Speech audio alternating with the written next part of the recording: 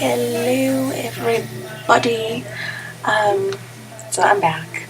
I know I've been kind of incognito for the last month, maybe a bit longer, but I've just been in this funk where I can't do nothing. It's just, the house hasn't been cleaned, the learning has just stopped. I got in this rut where life is just hating me, in my mind. But I'm back. It's Ostara tomorrow, and I'm getting into this witchy kick where I think, winter's over, minus the snowfall that still occurs, but it's over, so I'm hoping life will be a bit better. And like I just mentioned, it is Ostara tomorrow, so I'm going to do a video on Ostara.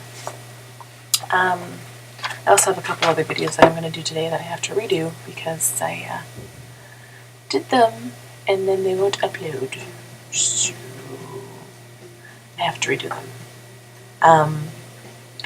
But there's going to be a book on your altar, or no, sorry, a video on different ways you can do your altar. It's pretty much just how I do it and how my opinion on what people say is right and what's not right. You guys know I'm very big for doing what you feel is right. And then another one's going to be on different books you can read. And I have one similar to that on my other channel. And when I do that one, I'll post a link to that video or to my other channel, and you can watch that. So there'll be a couple books that are repeated if you've watched my other channels, my other videos. But yeah, so pretty much today, right now, for this video, is going to be about the Sabbath Ostara. And so if you don't know, Ostara is the vernal equinox, yeah, which means no matter what's going on outside, whether it's snowing or minus whatever, which it is here, it is springtime tomorrow. So, I'm going to be referencing two books, although I could reference probably any of the books that I have. One is the Witch's Spell Almanac. Most of you know I'm no longer doing this, but it's good. It gives you a little ritual to do for the, not really even a ritual, it's like a little spell for like good luck for the new year. It's really cute. It's like, maybe if you have kids, something to do with your kids. You'd have to change the intent of it a little bit, but it's a cute little thing. And then I'm also going to be referencing the Ever Faithful, Wiccan Year, and I'll go over both of these books in my book video to give you the author and everything like that. But yeah, so this book has all the Sabbats in it, which is awesome. And I'm proactive and tabbied all of the Sabbats so that when it's Ostara, I can just pick the O tab and flip to Ostara. But most of the time this book is out and open somewhere in my witchy space. So it's kind of been creased to Ostara for a while. So once Ostara is over on Friday, or however long you celebrate it, once you're done celebrating for that Sabbath, I switch it to the next one. So once Friday comes along, or maybe if Saturday or Sunday comes along, I'm going to switch it about 30 pages ahead until I get to Beltane. Okay, so now that I've rambled for 4 minutes, let's get into the actual topic of the video, shall we? So Ostara, the sun crosses the celestial equator heading north, bringing about a magical state of balance as equal day and equal night are manifested in perfect 12-hour divisions. As it slowly journeys north along the ecliptic, the sun remains in the sky a little longer each day, setting exactly due north near the time of the vernal equinox, usually around or on March 20th. So when you look on the horizon, if you look due west, so exactly west on anything like that, you should see the sun setting directly west. It shouldn't be off to the north or anything like that. Well, depending on where you are, I'm a little bit further north than most people, so it usually sits a little bit lower than what my west would be. But it's going to set this truest square center that it would. It just depends on where you are, whether it looks right there or not. And keep in mind, this is for the northern hemisphere. If you're watching from the southern hemisphere, it's a completely different Sabbath. And if I'm correct, it's Mabon, the first day of fall in the southern hemisphere. I really don't know, because I just study what's going on in my hemisphere. It's not that I'm disrespectful towards the other hemisphere. It's just, it's hard to think about it when you've grown up in the northern hemisphere. You don't really think that things are different, and then you're like, oh yeah, their winter is our summer. Sweet. But yeah, so ushering the official first day of spring, the astronomical view of the equinox occurs when the sun is at its exact intersection of the celestial equator and the ecliptic. So, or square in the middle. Some more stuff in here about it being the tropical year, just because it gets warmer, all that kind of stuff. The second of the solar festivals in the Wiccan year, the arrival of spring is celebrated as the maiden goddess awakens from her long sleep of dreams. The newness of spring is observed in the tender green of the bush and that's just a whole bunch of jibber jabber. The sky, no longer empty, resounds with joyful songs of birds. The equilibrium between polarities brings an awakeness of duality of nature. That makes no sense, but whatever. So it's pretty much everything's coming back to life. So snow is going to start turning into rain, and you're going to start seeing your grass is going to turn green, especially up here, because it's been brown for a while, and I'd love to see some green grass and some green leaves and some just green in general, because it's getting depressing. It got warm here, like really, really warm last week, and I was like, yes, spring is coming, Ostara is coming, like, it's here, and then it snowed again. I haven't looked outside yet today, but it's cold, so I imagine it's probably snowing again.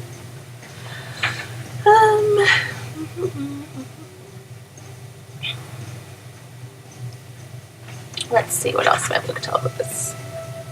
The really good thing about this book is if you're like me and you're not really versed in what's going on in the Sabbath, you can grab this book, you just sit down the day before or the week before, whether you're planning on doing anything like that, and you just kind of skim through it. There's a couple different topics. It's about 30 pages. So there's a couple different sections in here that you can read in a day or whatever, but there's like a part here about the vernal equinox, so it gives you some lore behind it. Like, ideal and innocent, the divine pair will consummate their love with the next turn of the wheel when the Beltane fires are lit on the eve of the 1st of May. And it's pretty much talking about the sun god. This vernal equinox is also the time to revere the sacred marriage between the goddess and the god. So the goddess and the god get together, the spring is made new, and everything is rebirthed and reincarnated and brought back due to their lovely union, and that's pretty much what it's about. One of the most prominent symbols of the vernal equinox is the egg. To many cultures, the egg represents the cycle of rebirth in nature. That's cool. So that's why when you go to the crafts section, it's all about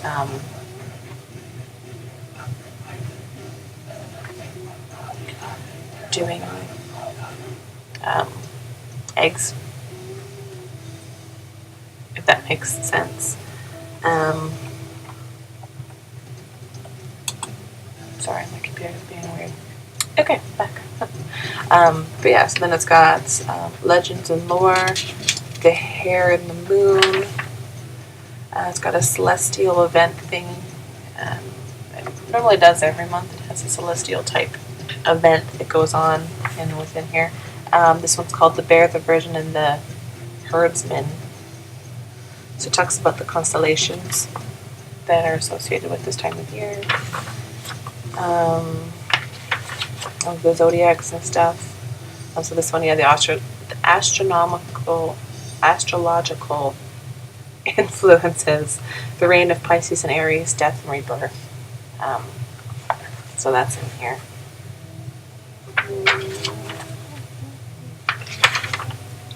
There's a meditation that you can do. It's called The Awakening Earth and Spring's Return. So it's all about imagine in the beginning that you're a flower, you're expanding and your petals are growing, and it's just how nature isn't just for itself, like it's something that you can reflect on and use to get inner strength and inner beauty and all that stuff. I don't know if I'm going to do it because it tells you to like close your eyes and do all this stuff, but then you have to read through it, so you're like constantly like peeking and breaking your meditation. And then there's a ritual, so Ostara invocation for vitality, invocation, however you're going to say it. So there's this nice little invocation type thing here, and then it continues on the other page with a little description of why and what and whatever. And then it's got a practical craft, so decorating eggs for Ostara. Although the egg appears in the symbolism of many cultures, some of the best examples of the ritual decoration of eggs come from Ukrainian folk art. So I'm Ukrainian, so whenever it does come to decorating eggs, I get a little carried away. I don't really do much in the way of celebrating for Ostara. For some reason, I don't resonate much with it. So it's, I will say like a, thank you to the God and Goddess, spring is coming. And I'm not sure if it's just because where I live, it takes a while for spring to actually start to show. Like I said, it snowed just yesterday. And it's, sorry, that was our air freshener. It seems to kind of take almost the magical aspect out of it, even though you know that the earth is resetting itself. It's just when you're so far north, it's almost like you want to just take the Sabbats that have to do with the weather and all of that stuff, and the seasons changing, and just kind of shift it about a month, because we could have snow until June, we could have snow, it could all melt today and I could start seeing green tomorrow. But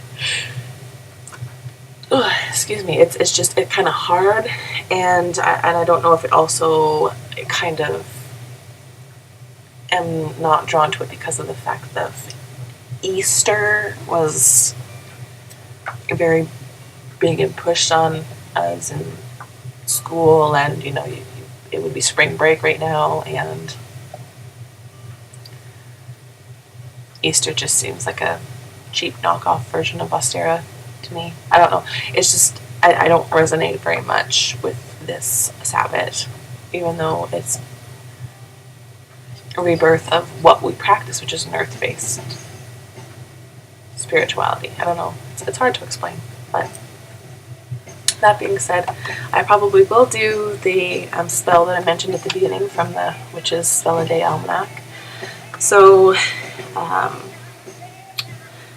let's see what it has to say. So, color of the day is green, which is very equitable, because,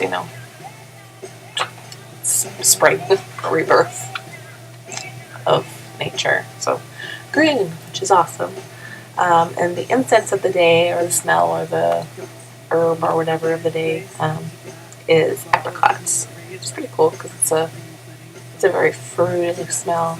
Like, I think of all the fruits, it's a very dominant smell. So I think it's a good choice.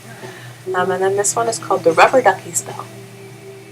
It says the spring equinox marks the pagan holiday on Ostara. It is a time of balance when the light is slowly growing stronger. This holiday represents rebirth and regeneration when the world comes alive again after winter. Baby animals are born. Spring rain encourages plants to sprout and flowers to bloom. Ducks and ducklings appear among the famous symbols of the season. So, ducks and ducklings are bunnies. Have been historically associated with Easter, Ostara. The stormy weather can bring danger, along with life-giving rain. So, the saying, if March comes in like a lamb, it'll leave like a lion. If it comes in like a lion, it'll leave like a lamb. And then you have your April showers, and then spring Mayflowers. The beginning of spring, when you're changing from your harsh winter climate to you're going into a completely different new season, it seems like you have your worst thunderstorms of the year. Depending on how dry your summer season is, then that kind of changes. But the rain season just seems a lot more harsh because you're going from something that's a solid, wet, cold substance to something that just falls and is absorbed. It just seems a little bit more like a culture shock to your body. So hence what they mean by dangerous. Then it says, for this spell you need a classic rubber ducky. So you could go to the dollar store, buy a rubber ducky.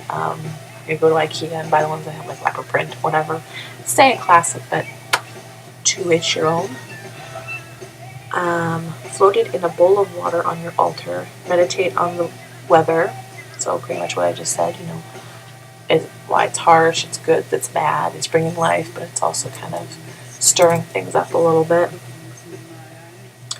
Then say this incantation. Okay, so I'm going to say it for you now. I'm not actually doing it, but so you can have an idea of what you can do. No matter the storm, duck sails calmly on. Wind blows and rain falls, and then they are gone. Gentle the storms with the power of duck. Bring spring's renewal and hope and good luck. Okay. This is pretty much just, symbolizing the fact that, the animals are coming back and, it's raining. You can take a look out on a pond anywhere and you'll still see a duck that just floats across. And it knows that there can be consequences for this, but it's a new year. They're happy to be in nature and they're willing to take that risk, and that risk is representing good luck in this spell. So, yay! So I'm looking at my timer here and it's showing me that I'm at another 20-minute video, which I have to stop doing because people probably don't want to watch a 20-minute video. But, yeah, so hopefully this helps you guys. If you have any questions, just shoot me a comment or send me a message. Facebook, I will put a link below for my Facebook page. You can yell at me and criticize me there. No, I'm just kidding. Please like, subscribe, comment, share, whichever you feel. And yeah, I'd like to hear back from you guys. I've only got one comment. But yeah, so I think that's about it. I'm, like I said, going to do a couple other videos today, so keep an eye out. I might post them tomorrow or next day to make it look like I'm doing a lot of videos every day, but not actually. Yeah. So, hope everybody has a good Ostara tomorrow if I don't talk to you. And happy spring! Yay, spring's here! And, yeah, bye guys.